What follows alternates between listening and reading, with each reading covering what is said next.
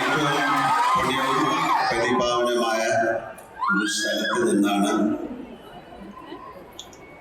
ഏഷ്യയിലെ ഏറ്റവും വലിയ കലോത്സവമായ ഈ യുവജനോത്സവത്തിൻ്റെ കുട്ടികളോടും മറ്റുള്ളവരോടും ഞാൻ സംസാരിക്കുക എന്ന് പറയുന്നത് എൻ്റെ ഏറ്റവും വലിയൊരു ഭാഗ്യമായിട്ട് കരുതുന്നു, ഒരു പുണ്യമായിട്ട് കരുതുന്നു.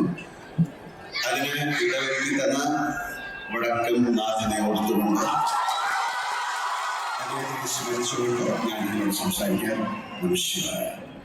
വളരെ സന്തോഷത്തോടെയാണ് ഈ കളിയുടെ ഈ വാർഷിക മാമാങ്കവേളയിൽ ഞാൻ നിൽക്കുന്നു, നിങ്ങളോട് സംസാരിക്കുന്നു.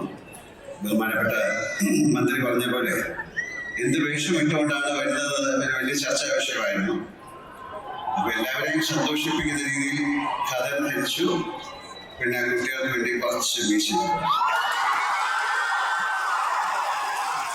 എല്ലാവരും ഒരുപോലെ സന്തോഷിപ്പിക്കാൻ പറ്റില്ല. അപ്പം എന്തായാലും ഇത് ഏറ്റവും നല്ലൊരു വേഷമാണ്.